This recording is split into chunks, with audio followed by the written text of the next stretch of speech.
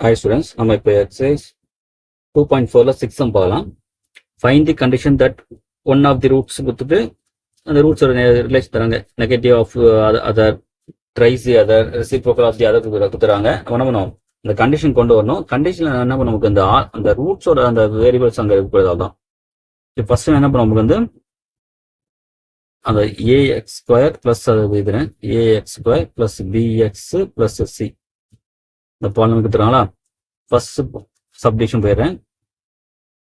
Negative of other, ஒரு root எப்படி இருக்கான், இன்னொரு ரூட்டோட நெகட்டிவா இருக்கான். அப்ப நம்ம நமக்கு let alpha comma minus alpha தரமா பிதி என்னது ரூட்ஸ் ஆஃப் என்னது இந்த ஈக்குவேஷன் இல்லை x square plus b x plus c plus ஜீரோட மொத்தம் எடுத்துங்க. இப்போ நம்ம நமக்கு first sum of roots minus b by a தானே, அப்படியே இங்க அதான் இருக்கு. இப்போ b by a sum of roots நமக்கு alpha minus alpha equal to minus b by ஏ.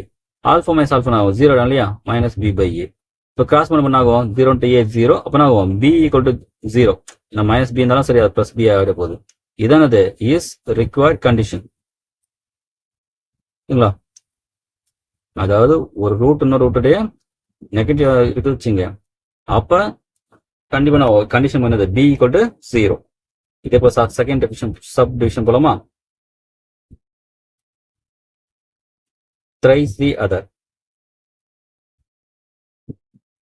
அப்ப நம்ம அவனுக்கு த்ரைஸ் தானது ஒன்னு ஆல்பா தானே இருக்கும். த்ரைஸா த்ரீ மல்டி பண்ணோம் இல்லையா, அப்போ ஆல்பா கம்மா 3 ஆல்பா இது என்னது ரூட்ஸ் ஆஃப்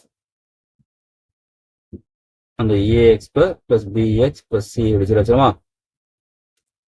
இப்போ பாருங்க சம் ஆஃப் ரூட்ஸ் கண்டுக்கலாமா. இப்போ சம் ஆஃப் ரூட்ஸ் பார்த்தீங்கன்னா நமக்கு மைனஸ் பி பை ஏ தான் சம் ஆஃப் ரூட்ஸ் அர்த்தம். இங்கே ஆல்பா பிளஸ் 3 ஆல்பா, ஏன்னா தானே ரெண்டு தானே ரூட் இங்கே.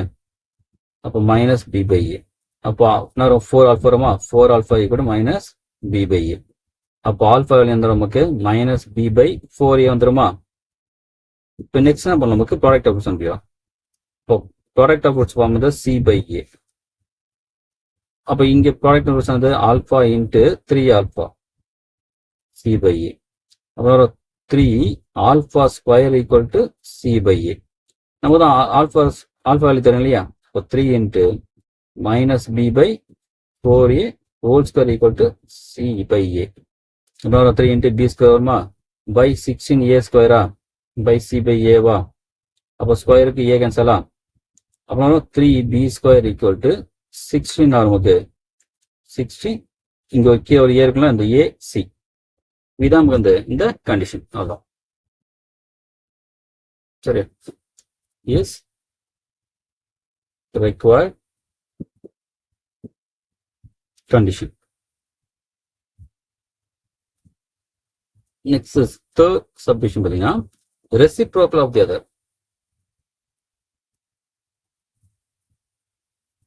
Reciprocal of others. Reciprocal of others அர்த்தம் லெட் என்ன போடலாம், alpha 1 by alpha be the roots of இந்த ax square plus bx plus c equals 0. இப்போ நம்ம டேரக்டா ப்ராடக்ட் ஆஃப் ரூட்ஸ் போறோம், ஏன்னா கேன்சல் ஆனது. அதனால டேரக்டா நம்ம ப்ராடக்ட் ஆஃப் ரூட்ஸ் போயிடுறேன். C by A alpha into 1 by alpha இல்லையா, ஆல்பா ஆல்பா கேன்சலா. அப்புறம் 1 வருமா, கிராஸ் பண்ணா ஏ ஈக்குவல் சி. அதான் இதுதான் ஈஸி ரிக்வயர்ட் கண்டிஷன். அதான்